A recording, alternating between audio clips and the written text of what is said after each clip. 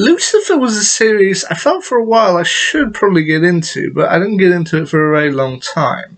It was a show that originally ran for 3 seasons on Fox from 2016 to 2018 before it was abruptly cancelled. However, it was then revived on Netflix for a further 3 seasons from 2019 to 2021. And the head actor in it, Tom Ellis, also appeared as the character for a brief cameo in the Arrowverse crossover event Crisis on Infinite Earths in 2019.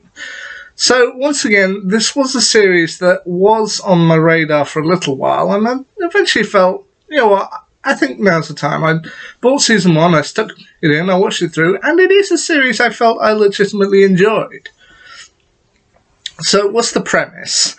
Well, you've got the devil, Lucifer Morningstar, played by Tom Ellis, whom I did remember from his role in the 2007 Series 3 finale of Doctor Who, Last of the Time Lords, and he also had a brief role as Robin Hood in the second season of Once Upon a Time, before he was replaced by Sean Maguire. I did briefly look up to see if he left Once Upon a Time because of Lucifer, but given that season 3 of Once Upon a Time was back in 2013 and Lucifer started in 2016, that seemed a little... No, that wasn't the case. Turned out he actually left because he had roles in things like Miranda and Poirot, so he couldn't do Once Upon a Time. But anyway, he's Lucifer Morningstar, and he of course, we know the story. He was banished from heaven and set to rule the underworld for all time, until he decided to take a vacation in Los Angeles. While there, he ends up setting up a club known as Lux, which he runs with his kind of right-hand girl, Mazikeen, played by Leslie Ann Brandt.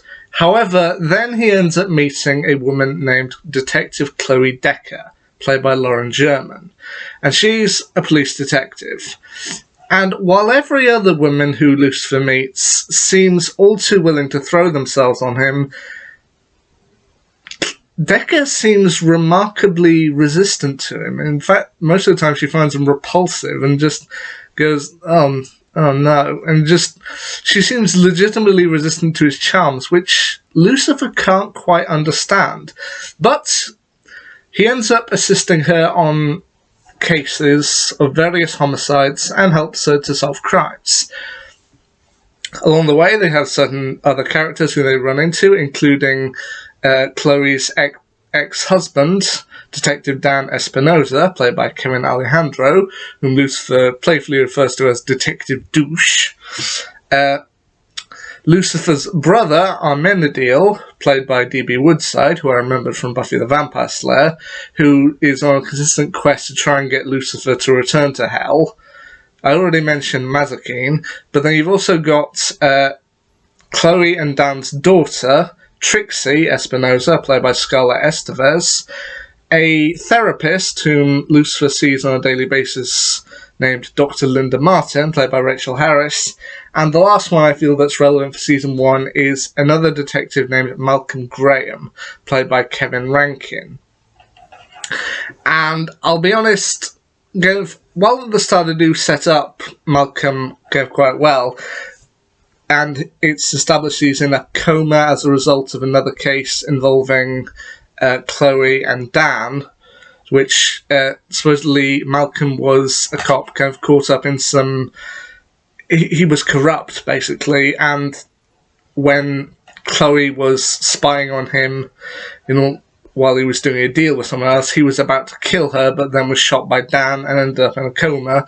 So for the first kind of half of the season, he's in a coma, but then when he woke up and started acting, I was just like, I want this character to die so badly. I mean, it was nothing to do with Kevin Rankin. In fact, he plays the role remarkably well, but just, that this guy's bad, and when you see him interacting with other characters, you're just like, I hate you, I just want you to die. And honestly, one of the great things about it is a series that does work very well off its premise. I mean, the devil solving crimes, or helping to solve murders. And to me, this show kind of reminded me of a specific line from Wreck-It Ralph that I think fits very well here, which is towards the start of Wreck-It Ralph, Zangief, one of the characters in Bad Guys Anonymous, ends up saying to Ralph, "You are a bad guy. But this does not mean you are a bad guy." And to me, I feel that exemplifies Lucifer entirely, because we see that Lucifer isn't this person who wants the entire world to burn. I mean, he points out frequently to Chloe, "I don't want everyone to burn, I just want the guilty parties to burn." Look, here's the thing. If people are innocent, then I'm quite happy to leave them alone. People confuse me, they disgust me, but if someone has done something and they've done it wrong and they are legitimately guilty, then sure, I want them to suffer. I want the guilty parties to suffer. The innocents, I've got nothing against them. They can go on with their lives. I just want to punish the guilty. And it works very well. I mean, even just with other characters, there's some pretty fun metaphors. Like, a family member of mine noted early on, it's one character who Lucifer ends up showing his kind of demon side to. Like, when he really wants to get under a suspect's skin and get them to confess to things, he'll show them kind of his demon form, and that kind of scares them. And one person ends up getting committed to something of a psychiatric institution, and then he ends up kind of screaming when he sees Detective Decker in the room. It's like, "No, that man you work with, he's the devil!" And they said, you know what, normally when other characters say that, it's supposed to be kind of metaphorical, kind of similes, but no, in this case, the guy actually is the devil, and it works out very well. And here's the weird thing, I don't actually have a favourite episode this time around. Each one I felt was a small masterpiece, and I feel each episode of Season 1 I legitimately enjoyed. I mean, they did vary it, and it worked very well. I mean, solving the murder of a Mexican chef, did solving the murder of a woman killed in a satanic ritual, which seemingly disgusts Lucifer. Just like, all these people killing people in my name, and they do it so sloppily. I don't want this. I mean, I honestly think it worked out very well. I hope to be able to watch more Lucifer later on. I may not, but for Season 1 of Lucifer, I'm glad I got into the show, and I urge you to just check it out. I mean, while it doesn't officially connect with the overall Arrowverse, I think it was a show I got into because of that, and Lucifer Season 1, I give it a thumbs up. So definitely, go and check out Lucifer if you get the chance.